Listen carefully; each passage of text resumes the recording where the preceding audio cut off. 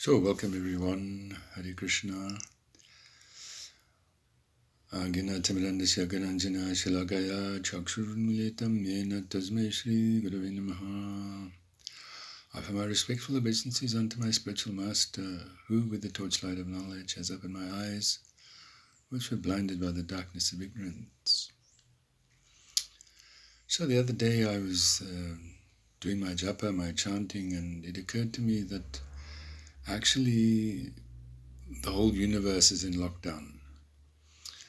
Why is that? Because every soul is embodied, is encaged. There are 8,400,000 species of life, aquatics, plants, insects, reptiles, humans, demigods, so on. And in each one of those species of life, every soul is encaged with a material body. As my Guruji said, this material body is like a prison cell. Each one of the souls inside these bodies is in solitary confinement. And that lockdown, that solitary confinement has been going on for millions of lifetimes. That's how long the souls have been in this material world. So actually this is the real lockdown. Because each soul is trapped, encaged within this material body, not free. So at the same time, we happen to be born at a very fortunate time, because Lord Chaitanya, Lord Gauranga, the golden avatar, appeared just over 500 years ago. And that's a very, very unusual occurrence. The last time he appeared was one day in the life of Lord Brahma, which is millions and millions of years, that he was last here. And he appeared just over 500 years ago, so that's like a few seconds ago in the life of this universe. So we are very fortunate to have taken birth at this time. Why is that? Because Nitai and Gauranga, the sun and the moon, they are like the sun and the moon. They have arisen to dissipate the darkness of ignorance in the hearts of all living beings. And that means that we will be free. We will be free from this lockdown of countless lifetimes in different material bodies. Not only free, but we will be given the greatest gift. What is that? That is Premadan, the treasure of divine love of Krishna. That is the special benediction of Gauranga, Mahaprabhu. Mahavaranyaya, he's the most munificent incarnation of all. And he's freely giving this ecstatic love of God, which is normally very difficult to obtain. It's so difficult to obtain that even the demigods, it's said, are queuing up to take birth at this time here in order to receive this gift, of this matchless gift of Krishna Prema. So that may be unbelievable, especially if we look around at our present situation with so much death and destruction and chaos going on because of this virus. We may think, how is this going to change? But of course, on the material platform, things are always like this in the material world. Birth, old age, disease, and death. That is the nature of this place. If one thing doesn't get you, another thing will get you. But we need to understand that I am not the body, I am the soul. And what is the future of the soul? What is the destiny of the soul? And because of the appearance of Gauranga, destiny is very good fortune, to be set free altogether from this material world, which is the domain of suffering. Krishna says like that. It's the domain of suffering. And to be set free to our eternal homeland, the personal abode of the Supreme Divine Person, Krishna, and his beloved consort Radharani, that place, Goloka, that planet, is our home, beyond birth and death. So it's inconceivable that we can move from here to there. How will that happen? But by the grace of the Lord, it can happen. It will happen. So to increase our faith in that is what's needed. No material adjustment will change the situation here, but our faith in the reality of Radha and Krishna and the spiritual kingdom and our identity as their eternal servants, that faith is our real treasure, and that needs to be cultivated by the practice of this bhakti yoga, regularly hearing and chanting, remembering, and so forth about Krishna. And one very nice practice that I find very useful, as given to me by my Guruji, is the chanting of this Gauranga mantra. So it's like this, you can see it now on the screen. So the first word is Shri, Shri Gauranga, Jai Gauranga, Gaur Gauranga Nam. Shri Gauranga, Jai Gauranga, Gaur Gauranga Nam. So it's a double mantra. So that mantra I find particularly helpful. Of course, it's confirmed in the scriptures that actually, without the grace of Gauranga, we cannot make any spiritual advancement. We cannot chant Hare Krishna without the mercy of Gauranga, the purification. His mercy means that he does not accept offense. Everyone in the material world is full of offenses. We have no taste for spiritual life. We have no good qualities. So in that condition, Mahaprabhu comes and says, that's okay. You chant my name, Gauranga, Nitaya and Gauranga, and just see how you will become purified, freed of all unwanted desires and emotions. And beyond that, how this love for serving Radha and Krishna will awaken. It's dormant, it's there in everyone's heart, it's natural. It only needs to be awakened by the grace of Guru and Gauranga. So we can try a little bit to chant this Gauranga mantra.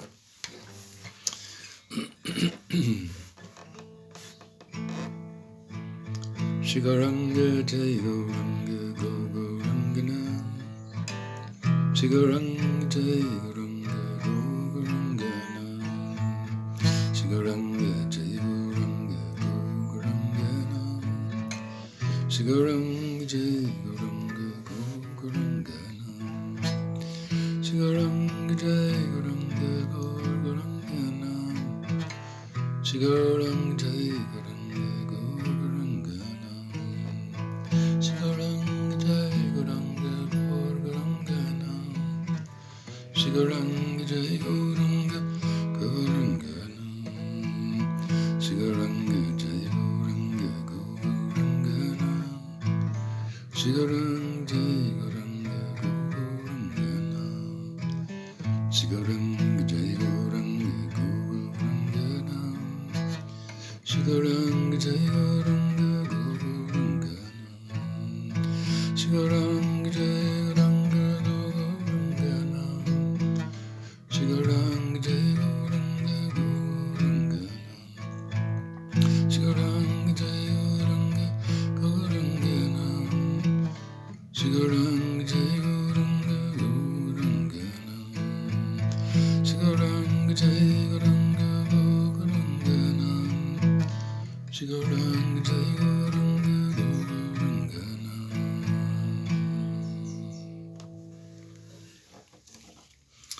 So that very simple mantra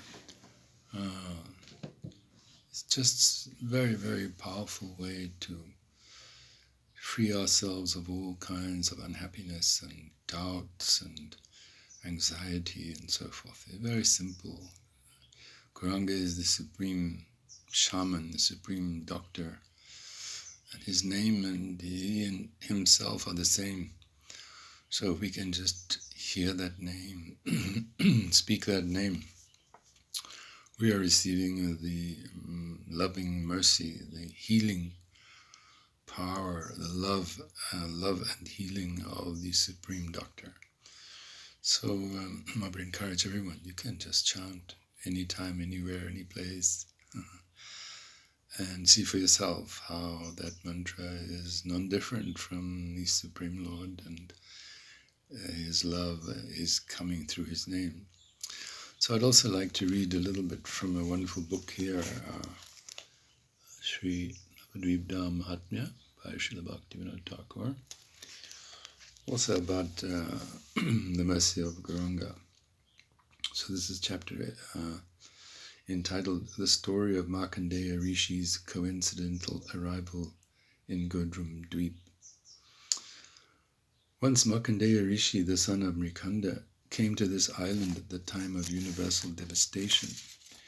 His story is truly wonderful.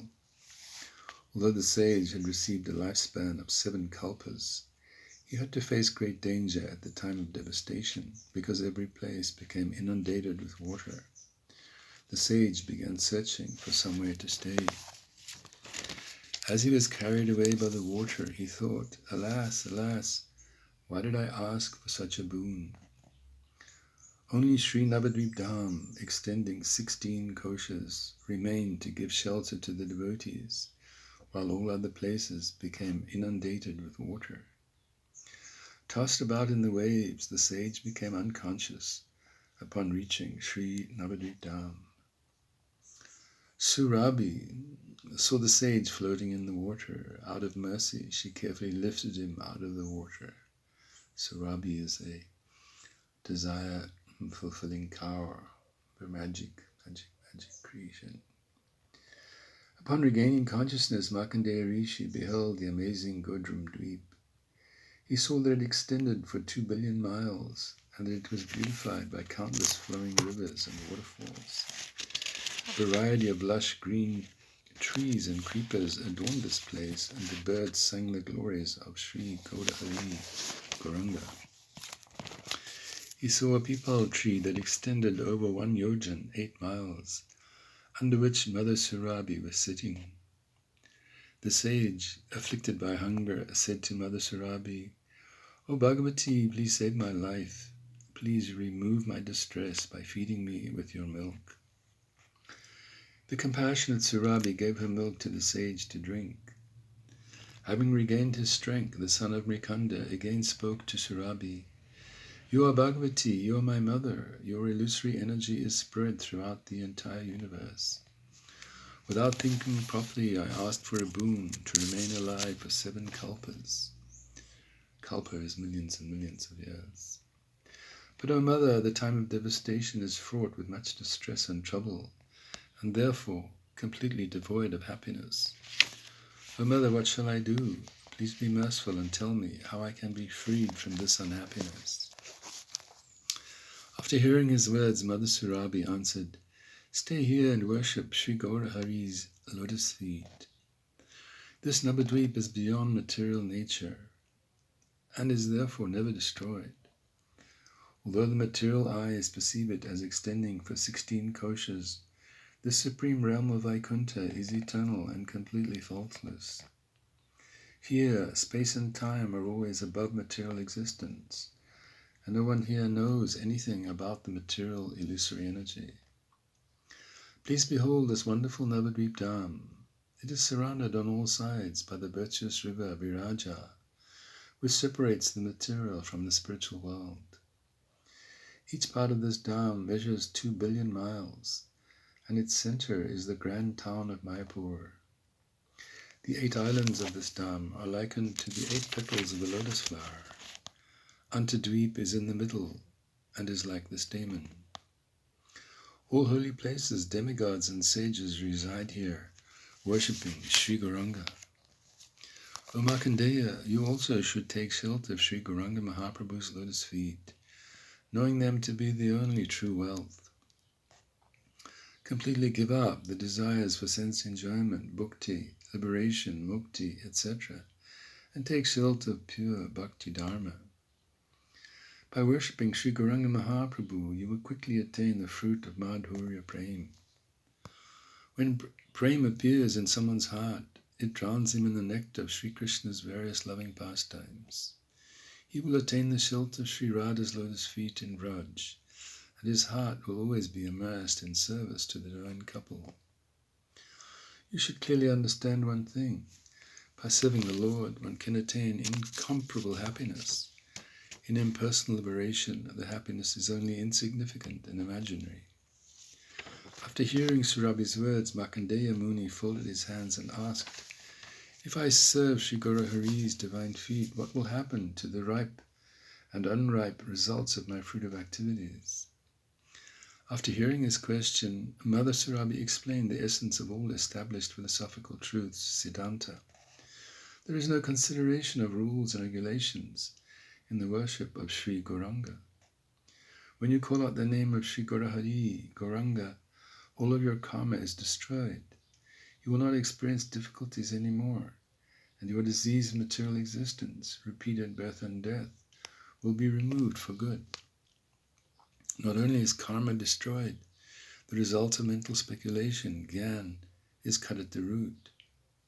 You will be immersed in the loving mellows of Gauranga by staying on this island and worshipping Sri Gaurahari. Markandeya Muni smiled blissfully upon hearing Mother Surabhi's words and called out, "Gaura, Gaura." Sometimes he cried and sometimes he laughed. Sri Nityananda Prabhu said, "O Jiva, just behold this unprecedented place where Markandeya Rishi regained his life." Sri Jiva was inundated with supreme bliss when he heard the glories of Sri Gauranga Mahaprabhu emanating from the mouth of Sri Nityananda Prabhu. That day they took rest at that place and started towards Madhya Dweep the next morning, chanting the name of Lord Hari.